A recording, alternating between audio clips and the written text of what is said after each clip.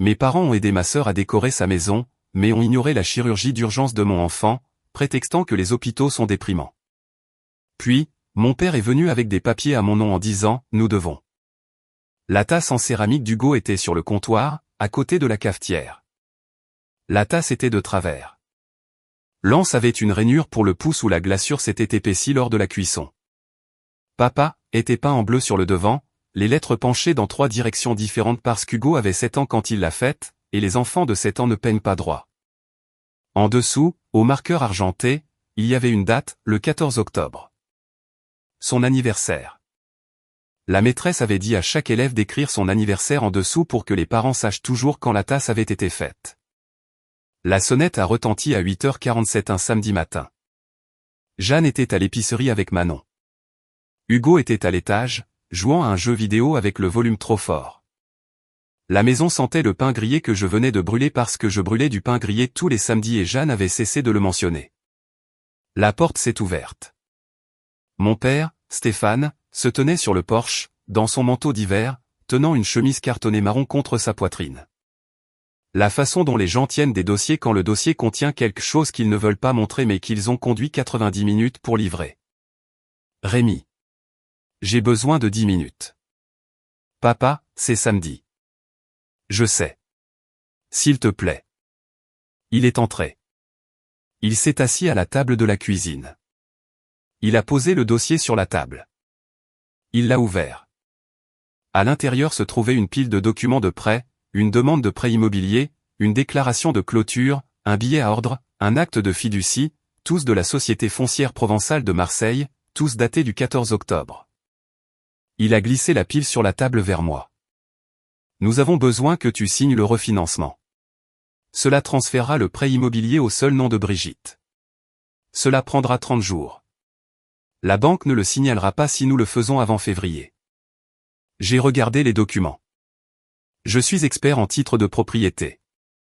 Je lis des déclarations de clôture tous les jours. Je les lis comme un mécanicien lit le bruit d'un moteur, c'est-à-dire en remarquant ce qui ne va pas avant de remarquer ce qui va bien.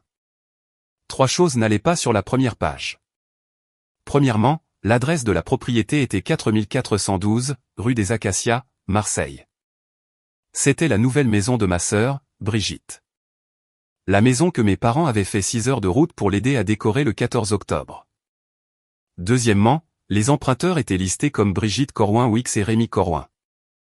Mon nom, mon numéro de sécurité sociale. Mon employeur listé comme Service Immobilier Rhône-Alpin Lyon. Troisièmement, la signature sur la page de clôture. Elle disait Rémi Corroin. La date à côté disait 14 octobre. Le R de Rémi penchait vers la gauche. Mon R penche vers la droite. Je signe des documents 40 à 50 fois par jour. Le R penche toujours vers la droite parce que j'appuie fort sur le trait descendant avec ma main droite. La signature sur la page de clôture n'était pas de ma main. Ce n'était pas mon inclinaison. Ce n'était pas moi. Le 14 octobre, j'étais à l'hôpital de la Croix-Rousse de 4 heures du matin à 23 heures. L'appendice d'Hugo avait rompu à 3h17 du matin. Jeanne et moi avions conduit aux urgences en pyjama. L'opération a commencé à 6h22 du matin. La convalescence a duré jusqu'au soir. Mes parents n'étaient pas là. Aucun d'eux. Ma mère, Colette, avait envoyé un SMS à 8h14 du matin, les hôpitaux sont trop déprimants. Tiens-nous au courant. À 14h14, Jeanne avait envoyé un message au groupe de discussion familiale, Hugo est sorti de l'opération. Il est stable. Dieu merci. Colette avait répondu avec un emoji cœur. À 14h14, le 14 octobre, la même date sur la page de clôture frauduleuse. J'ai regardé la signature. J'ai regardé la tasse sur le comptoir. Le 14 octobre était au fond de la tasse au marqueur argenté, et il était sur la page de clôture à l'encre. Et l'une de ces 2 choses avait été mise là par un enfant de 7 ans qui m'aimait. Et l'autre avait été mise là par un homme de 66 ans qui avait besoin de mon score de crédit. J'ai posé les documents. Papa, c'est ma signature. Oui. Je n'ai pas signé ça. La main de Stéphane est allée au bord du dossier. Ses doigts ont pressé le carton. Rémi, nous devions agir rapidement. Le blocage de taux expirait. Le crédit de Brigitte n'était pas prêt. Ta mère et moi avons décidé de t'ajouter comme co-emprunteur pour faire passer le prêt. Nous allions te le dire. Vous avez falsifié ma signature sur un document de prêt fédéral le jour où mon fils subissait une opération d'urgence. Ce n'était pas comme ça. C'était comment? Il n'a pas répondu. Sa main est restée sur le dossier. Ses yeux sont allés vers le comptoir de la cuisine où la tasse d'Hugo était posée à côté de la cafetière. Il a regardé la tasse pendant environ 4 secondes. Il ne connaissait pas la date au fond. Il n'avait jamais regardé. C'était le reçu. 3 choses. Je m'appelle Rémi, 36 ans, expert en titres de propriété chez Service Immobilier Rhône-Alpin à Lyon. 11 ans. Tous les jours, je passe en revue des documents de propriété, des dépôts hypothécaires, des recherches de privilèges, des transferts de propriété et des signatures de clôture. Mon travail est de trouver ce qui ne va pas. La mauvaise date, le notaire manquant, la signature qui ne correspond pas à l'affidavit. J'ai intercepté 14 transactions frauduleuses en 11 ans. Chacune a commencé par une signature qui penchait dans le mauvais sens, ou une date qui ne correspondait pas, ou un numéro de sécurité sociale qui apparaissait sur une propriété que l'emprunteur nommé n'avait jamais visitée. Le faux sur la déclaration de clôture de Brigitte avait les 3. Hugo a 8 ans maintenant. Il avait 7 ans le 14 octobre. Son appendice a rompu à 3h17 du matin. Jeanne l'a entendu pleurer depuis la salle de bain. Elle l'a trouvé par terre. L'ambulance est arrivée à 3h31. À 4h, nous étions à l'hôpital de la Croix-Rousse. À 6h22, le chirurgien, le docteur Dubois, l'avait dans la salle d'opération. L'opération a duré 2h14. L'appendice avait perforé. Il y avait une péritonite. La convalescence n'a pas été routine. Ce n'était pas simple. Ce n'était pas une expérience de salle d'attente. Mon fils est resté en soins post-opératoires pendant 9 heures avec des antibiotiques par intraveineuse et un drain et un niveau de douleur qu'il a décrit comme si quelqu'un me serrait l'estomac avec une pince. Il a 8 ans. Il ne devrait pas savoir ce que les pinces ressentent à l'intérieur de son corps. Il le sait maintenant. Mon beau-père, Henri Dupont, était à l'hôpital à 5h11 du matin. Personne ne l'avait appelé. Jeanne avait envoyé un SMS à l'ancien numéro de téléphone de sa mère par habitude. Sa mère était décédée il y a 3 ans. Henri garde toujours le téléphone chargé sur le comptoir de la cuisine à Grenoble parce qu'il dit que la batterie mourrait s'il le débranchait et qu'il ne veut pas que la batterie meure. Le SMS est arrivé sur le téléphone. Henri l'a lu. Il n'a pas rappelé. Il a conduit. Il s'est d'abord arrêté chez nous. Il a utilisé sa clé de rechange. Il est allé au comptoir de la cuisine. Il a pris la tasse en céramique d'Hugo sur le comptoir, l'a enveloppée dans un torchon et l'a mise dans la poche de son manteau. Il a conduit à l'hôpital de la Croix-Rousse. Il est entré dans la salle d'attente chirurgicale à 5h11 du matin. Il m'a tendu la tasse. Le garçon va bien. La tasse est pour toi, pas pour lui. Bois quelque chose. Puis il s'est assis sur la chaise à côté de moi pendant 11 heures. Il n'est pas parti. Il n'a pas vérifié son téléphone. Il a lu un roman western de poche qu'il avait apporté dans la poche de son manteau. Quand le chirurgien est sorti à 8h36 du matin, Henri s'est levé. Quand le chirurgien a dit qu'Hugo était stable, Henri s'est rassis. Il a fini son chapitre. Puis il a fermé le livre et a dit « Je vais nous chercher à dîner. Reste ici. » Il est revenu avec 2 sandwichs et un sachet de frites, et nous les avons mangés dans la salle d'attente pendant qu'Hugo dormait en convalescence avec un tube dans le flanc. Henri n'a pas parlé de mes parents. Il n'a pas demandé où ils étaient. Il n'en avait pas besoin. Leur absence était dans la pièce comme l'absence est toujours dans une pièce, c'est-à-dire que tout le monde l'a remarqué que les personnes qui devraient la combler sont les seules à ne pas la remarquer. Mes parents étaient à Marseille, à 6 heures de route, aidant Brigitte à décorer. Le lundi matin, j'ai appelé la société foncière provençale à Marseille. La réceptionniste m'a connecté à l'agent de clôture qui avait géré la transaction de la rue des Acacias. Son nom était Denise. Elle se souvenait de la clôture parce qu'elle avait été inhabituelle de 2 manières. Premièrement, 2 parties avaient été présentes au lieu de 3, Stéphane Corouin et Colette Corouin. L'emprunteuse, Brigitte Corouin-Ouix, avait signé à distance via une procuration notariée. Le co-emprunteur, Rémi Corouin, avait signé en personne. Denise a dit, votre père a présenté votre pièce d'identité, une photocopie de votre permis de conduire. Il a dit que vous étiez son fils et que vous lui aviez demandé de signer en votre nom parce que vous aviez une urgence familiale. Il a dit que vous étiez à l'hôpital. Il était très convaincant. Il semblait inquiet pour vous. Une urgence familiale. Mon fils était en chirurgie. Mon père avait dit à l'agent de clôture que j'avais une urgence familiale et avait utilisé l'urgence comme raison de la signature falsifiée. Il avait utilisé l'appendice rompu d'Hugo comme couverture pour le crime qu'il commettait pendant que l'appendice était retiré. Deuxièmement, Denise a dit que l'agent immobilier avait noté dans le dossier que la main de Stéphane avait tremblé lorsqu'il avait signé la ligne du co-emprunteur. L'agent avait demandé s'il allait bien. Stéphane avait dit, juste nerveux. Gros achat.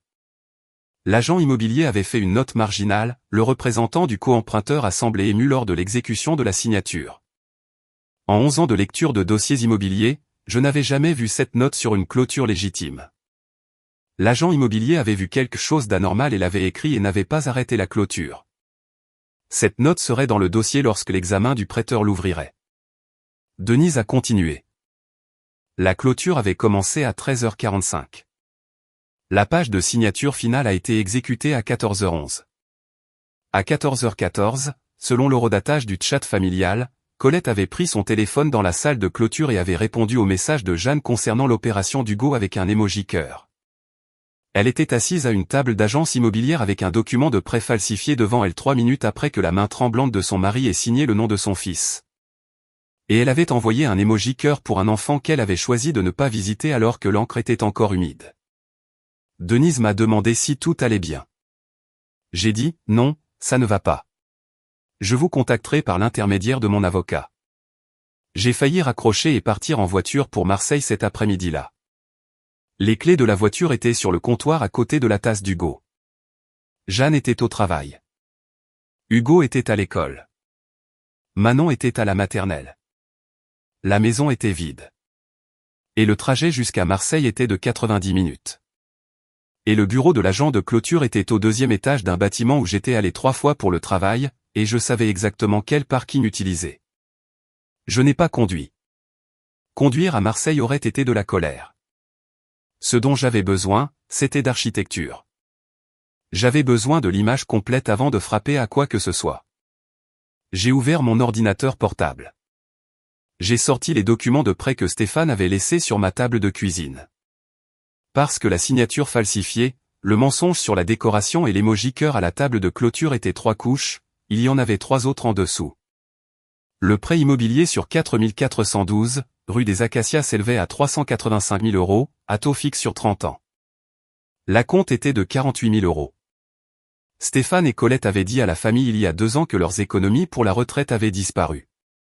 Stéphane m'avait appelé en janvier de l'année précédente, la voix serrée, et avait dit, « Rémi, ta mère et moi n'avons plus rien. Les prescriptions nous tuent. J'ai besoin d'aide. » Il m'avait demandé de mettre en place une contribution familiale mensuelle, 1 200 €. Je l'avais mise en place le jour même parce que c'était mon père et sa voix était serrée et les prescriptions de ma mère étaient réelles. Et les 1 200 € provenaient d'un budget familial qui n'avait déjà pas 1 200 € de marge, ce qui signifiait que Jeanne avait cessé de manger au restaurant et de remplacer les vêtements des enfants au prix fort et avait commencé à faire les soldes chez Carrefour tous les mardis. 24 mois, 1 200 € par mois, 28 800 €. Les économies qui avaient disparu avaient été dépensées pour la compte de Brigitte. Les contributions mensuelles que j'envoyais n'étaient pas pour les prescriptions. Elles reconstruisaient les 48 000 € que mes parents avaient dépensés pour acheter une maison à ma sœur en utilisant ma signature falsifiée. Mon argent remplaçait l'argent que mes parents avaient dépensé pour l'enfant pour lequel ils s'étaient effectivement montrés. J'ai ensuite consulté mon dossier de crédit. Le prêt immobilier de 385 000 € apparaissait sur mon dossier comme une dette active. Mon ratio dette-revenu avait changé. Mon score de crédit, qui était de 791 en septembre, était maintenant de 723. Le premier paiement hypothécaire dû le 1er décembre n'avait pas été effectué. Le second dû le 1er janvier n'avait pas été effectué. 2 paiements manqués sur un prêt que je n'ai pas contracté pour une maison où je n'ai jamais été pour une sœur qui ne m'a pas invité à la clôture. C'est pourquoi Stéphane est venu à ma porte un samedi matin avec une chemise cartonnée. Les papiers de refinancement qu'il voulait que je signe transféreraient le prêt immobilier au seul nom de Brigitte, me retirant comme co-emprunteur. Mais la raison n'était pas la générosité. La raison était qu'un troisième paiement manqué en février déclencherait un examen du prêteur. Un examen du prêteur tirerait le dossier de clôture.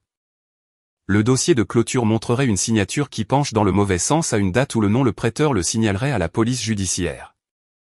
Mon père ne me demandait pas de signer un refinancement. Il me demandait de légitimer une falsification avant que la banque ne s'en rende compte. J'ai fermé l'ordinateur portable. La tasse d'Hugo était sur le comptoir. Le marqueur argenté au fond disait 14 octobre. Les documents de prêt sur la table disaient 14 octobre. L'une de ces dates était un anniversaire. L'autre était une scène de crime. Jeanne a su le lundi soir. Elle avait su que quelque chose n'allait pas depuis samedi quand elle est rentrée de l'épicerie et a trouvé la tasse de café de Stéphane toujours sur la table et moi assis dans le salon avec un dossier sur mes genoux et un regard sur mon visage qu'elle n'avait pas vu depuis la nuit où Hugo était. Allez aux urgences. Jeanne a appelé Kevin le mardi. Kevin est le mari de Brigitte. Il gère une salle de sport à Marseille. Jeanne et Kevin ne sont pas proches, mais ils ont le lien spécifique que les beaux-parents développent lorsque tous deux se sont mariés dans la même famille difficile, et qu'aucun d'eux n'a choisi la difficulté. Jeanne a posé une question à Kevin, « Savais-tu que le nom de Rémi est sur ton prêt immobilier ?» Kevin est resté silencieux pendant un long moment. Puis il a dit, « Non. Ta femme le savait. » Jeanne, que me dis-tu ? Tire la déclaration de clôture. Page 4. Co-emprunteur Rémi Corouin. Signature falsifiée. Stéphane l'a fait à la clôture pendant que notre fils était en chirurgie. Kevin a tiré les documents ce soir-là. Il a rappelé Jeanne à 21h47. Il a dit, « Je pensais que Stéphane avait co-signé avec son propre crédit. Brigitte m'a dit que la banque l'avait approuvé sur la base du compte de retraite de son père. Elle ne m'a pas dit que c'était Rémi. » Kevin a trouvé le SMS le lendemain matin. Le téléphone de Brigitte était sur le comptoir de la cuisine pendant qu'elle était sous la douche. Il ne cherchait pas de SMS. Il cherchait l'application de paiement hypothécaire parce que le paiement de janvier était en retard et il voulait voir si Brigitte avait mis en place le prélèvement automatique. L'application s'est ouverte. Il a tapé sur l'historique des paiements. 0 paiement enregistré. Il a tapé sur les détails du compte. Co-emprunteur Rémi Corouin. Kevin a fixé l'écran pendant 11 secondes. Brigitte, Stéphane et Colette lui avaient dit que Stéphane avait co-signé avec son propre crédit de retraite. Il n'avait jamais consulté le prêt réel. Il avait fait confiance à sa femme comme on fait confiance aux femmes, c'est-à-dire complètement et sans lire les petits caractères. Il a quitté l'application. Il a vu la conversation SMS avec Colette. Un message a attiré son attention. Daté du 2 novembre, 3 semaines après la clôture, assure-toi que Rémi ne découvre pas la co-signature avant que le refinancement ne soit clair. Une fois que ce sera uniquement à mon nom, il ne pourra rien faire. Papa a dit qu'il s'occuperait des papiers. Reste discrète jusqu'en février. Kevin a fait une capture d'écran du message. Il s'est assis au comptoir de la cuisine avec le téléphone à la main et la douche qui coulait toujours dans la salle de bain et le bruit des bouteilles de shampoing de sa femme qui s'entrechoquaient sur le carrelage et la compréhension arrivant d'un coup. La façon dont la compréhension arrive quand elle a été retardée par la confiance que la femme sous la douche avait l'intention d'utiliser et de se débarrasser du score de crédit de son frère selon un calendrier qui se terminait en février. Kevin a envoyé la capture d'écran à Jeanne. Jeanne me l'a montré ce soir-là à la table de la cuisine pendant que les enfants dormaient. Brigitte n'avait pas été une bénéficiaire passive. Brigitte avait géré un calendrier. Utilisé le crédit de Rémi. Effectuer 12 paiements pour établir un historique. Refinancer en février. Retirer Rémi. Partir sans trace. La maison à 385 000 € de la rue des Acacias était un bâtiment que ma sœur prévoyait de posséder avec mon score de crédit, puis de se détacher de moi comme une fusée propulseur tombant dans l'océan après avoir livré sa charge utile. J'ai presque ri. L'architecture de la fraude m'était familière, non pas parce que je l'avais déjà vue dans ma famille, mais parce que je l'avais vue dans mon travail de titre de propriété. 3 fois en 11 ans, j'avais signalé des clôtures où un membre de la famille avait falsifié la signature d'un co-emprunteur pour obtenir l'approbation d'un prêt. Chaque fois, le faussaire avait cru que la solution serait un refinancement discret. Chaque fois, le refinancement avait échoué parce que les paiements avaient pris du retard. Chaque fois, l'examen du prêteur avait découvert la falsification.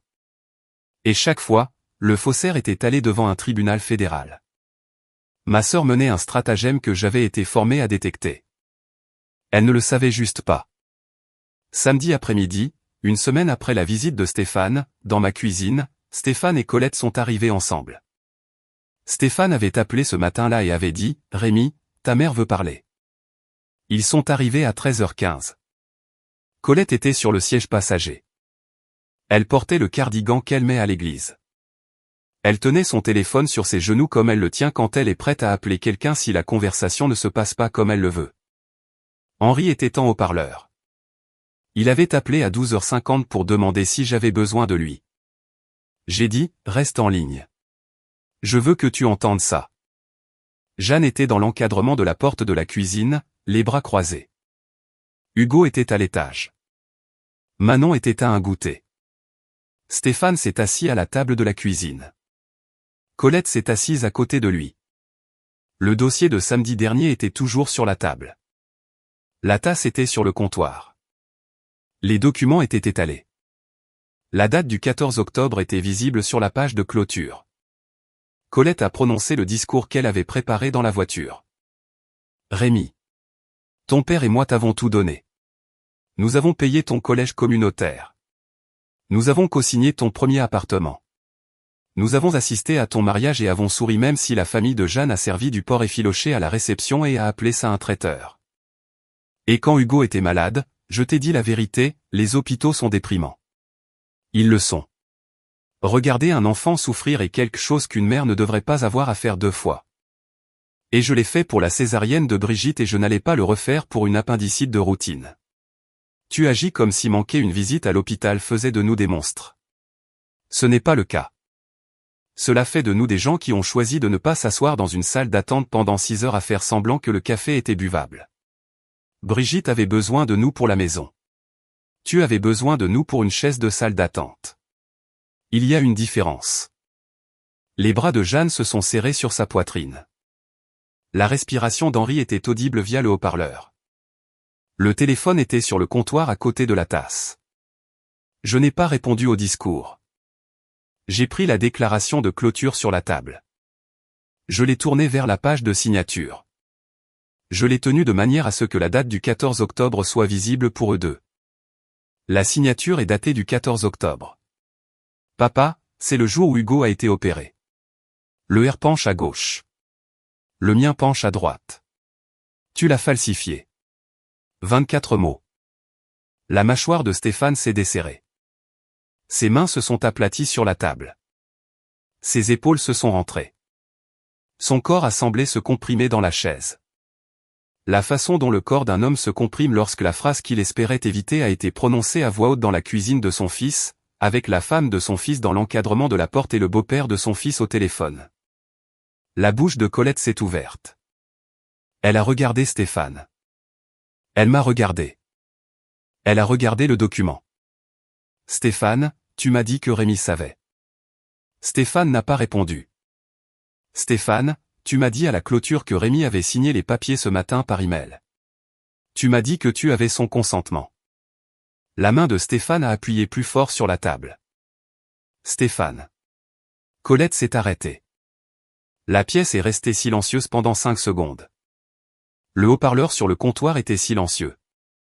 Henri écoutait. Henri ne parle pas quand il écoute. Il a écouté. Colette s'est levée. Elle n'a pas quitté la pièce. Elle s'est tenue derrière la chaise sur laquelle elle était assise et a agrippé le dossier avec les 2 mains. Et son visage a traversé la séquence que les visages traversent quand une femme réalise qu'elle a défendu un mensonge que son mari lui a raconté. Et le mensonge n'est pas petit. Et la défense qu'elle vient de livrer sur le porc effiloché et les chaises de salle d'attente est maintenant attachée à un crime fédéral dont elle ne savait pas qu'elle en était complice. Rémi, je ne savais pas.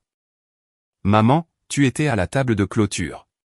Tu étais dans la pièce quand il a signé mon nom. Il m'a dit que tu avais envoyé la signature par email ce matin-là. Il m'a montré son téléphone. Il a dit qu'il avait une confirmation de ta part. Il n'y avait pas de mail. Il n'y avait pas de confirmation. Mon fils était en chirurgie. Tu as envoyé un emoji cœur à 14h14 depuis la salle de clôture. Tu étais assise à une table d'agence immobilière, regardant ton mari falsifier le nom de ton fils sur un document de prêt fédéral. Et tu as pris ton téléphone et as répondu à un message concernant l'opération de ton petit-fils avec un cœur. Pas une prière, pas une question, pas est-il en sécurité? Un cœur. Un seul emoji. Puis tu as posé le téléphone et tu l'as regardé signer mon nom. Sa prise sur la chaise s'est resserrée. Ses jointures sont devenues blanches. Le cardigan qu'elle avait porté dans ma cuisine était le même cardigan qu'elle avait porté à l'église dimanche dernier et le dimanche d'avant parce que ma mère a porté la même rotation de 4 cardigans pendant 6 ans et aucun d'entre eux n'a jamais été porté dans un endroit où elle devait dire la vérité. Sa bouche s'agitait mais rien n'en sortait. Ses yeux allaient entre Stéphane et moi et les documents sur la table et la tasse sur le comptoir. Elle ne savait pas pourquoi la tasse comptait. Elle n'avait jamais regardé le fond. Les mains de Stéphane étaient toujours aplaties sur la table. Son visage avait pris la couleur de la chemise cartonnée marron. Gris-beige, une couleur qui n'existe pas en dehors des moments où le corps d'un homme réalise avant son cerveau que la chose qu'il a construite pour cacher ce qu'il a fait vient d'être démantelée dans la cuisine de son fils par un homme dont le travail est de démanteler exactement ce genre de chose. La voix d'Henri est venue du haut-parleur. Une phrase. La première chose qu'il avait dite en 20 minutes. Stéphane, ma belle-fille a servi du porc effiloché à son mariage parce que c'est ce que les gens qu'elle aime mangent. Ton fils t'a servi du café ce matin dans une tasse que son garçon a faite en cours d'art. C'est aussi ce que les gens qu'il aime font. Que as-tu servi à ton fils le 14 octobre? Stéphane n'a pas répondu. Colette n'a pas répondu. La question est restée dans la cuisine comme les questions d'Henri restent toujours, c'est-à-dire tranquillement et très longtemps, et sans avoir besoin que quiconque réponde, parce que le silence est la réponse. Les 6 choses qui se sont produites au cours des 3 semaines suivantes sont les suivantes. Mon avocat a déposé une plainte pour fraude auprès du procureur de la République de la Drôme le lundi matin. La plainte comprenait la déclaration de clôture falsifiée, les dossiers d'admission à l'hôpital de la Croix-Rousse montrant ma présence de 4 heures du matin à 23 heures le 14 octobre, l'horodatage de l'émoji cœur de Colette depuis la salle de clôture. Et la capture d'écran du SMS de Brigitte à Colette concernant le fait de rester discrète jusqu'en février. Le procureur a ouvert une enquête préliminaire dans les 72 heures. Le prélèvement automatique mensuel de 1 200 € vers le compte courant de Stéphane a été annulé le lundi à 9h14. 24 mois de paiement, 28 800 €. Mon avocat a déposé une demande de restitution civile pour le montant total. L'avocat de Stéphane, un homme qu'il avait trouvé un mardi après-midi en faisant une recherche Google, lui a dit que la demande était substantielle et que la plainte pour falsification rendait le règlement urgent. Stéphane n'avait pas 28 800 €. Stéphane avait un compte de retraite avec 11 400 € dedans et un compte courant qui fonctionnait grâce à mon prélèvement automatique depuis 2 ans. Le prêteur hypothécaire a été informé par mon avocat le mercredi. La notification comprenait un affidavit sous serment déclarant que ma signature sur la déclaration de clôture était falsifiée, que je n'avais jamais autorisé l'utilisation de mon nom ou de mon numéro de sécurité sociale comme co-emprunteur et que je demandais mon retrait immédiat du prêt. Le prêteur a ouvert un examen de dossier. L'examen prendrait 30 à 60 jours. Pendant l'examen, aucun paiement ne pouvait être appliqué, ce qui signifiait que le prêt immobilier de Brigitte était effectivement gelé. Le 3e paiement manqué est tombé le 1er février. Le prêt est entré en défaut de paiement. Kevin a déposé une demande de séparation légale de Brigitte le 28 janvier. Non pas à cause de la falsification, mais à cause du SMS, assure-toi que Rémi ne découvre pas. Kevin a dit à Jeanne au téléphone qu'il pouvait vivre avec une erreur financière, mais qu'il ne pouvait pas vivre avec une femme qui planifiait un calendrier pour utiliser le crédit de son frère et le rejeter. Kevin a déménagé dans un appartement en location dans le centre de Marseille. Il a pris Rémi et Fanny en alternance toutes les semaines. Brigitte m'a appelé une fois, 3 jours après le départ de Kevin. Sa voix était plus petite que je ne l'avais jamais entendue. Elle a dit, « Rémi, ce n'était pas censé se passer comme ça. » J'ai dit, « Ce n'était pas censé se passer du tout. » Elle est restée silencieuse longtemps. J'ai failli dire autre chose. J'ai failli lui dire que le voyage au chalet, le Thanksgiving où nous avions 11 et 8 ans quand papa l'avait porté sur ses épaules jusqu'au quai et que j'avais marché derrière eux portant la boîte de pêche. Était la première fois que je comprenais que l'amour dans cette famille avait une direction et que cette direction ne m'incluait pas. Je ne l'ai pas dit. La phrase appartenait à une conversation que nous n'allions jamais avoir parce que la conversation l'obligerait à se voir comme la déclaration de clôture la voyait. C'est-à-dire comme une emprunteuse sur un prêt qu'elle ne pouvait pas se permettre en utilisant une signature qu'elle savait ne pas être réelle. Elle n'a plus appelé. Le nom de Stéphane a été retiré du groupe de discussion familiale par sa propre sœur, ma tante Coralie, qui avait lu les captures d'écran des SMS après que Jeanne les ait postés avec une seule ligne. Papa a falsifié la signature de Rémi sur le prêt immobilier de Brigitte le jour où Hugo subissait une opération d'urgence. La déclaration de clôture est datée du 14 octobre. Rémi était à l'hôpital de la Croix-Rousse. Maman était à la table de clôture. 17 personnes ont quitté le chat en 5 jours. Coralie est partie en dernier. Avant de partir, elle a posté « Stéphane Everett n'aurait pas fait ça. Vous le savez. Everett était mon grand-père. Il avait été charpentier à Grenoble pendant 41 ans. Il avait construit des choses avec ses mains et avait signé son nom sur chacune d'elles, et la signature était toujours la sienne. Un panier cadeau est arrivé à la maison 10 jours après la confrontation. De Colette.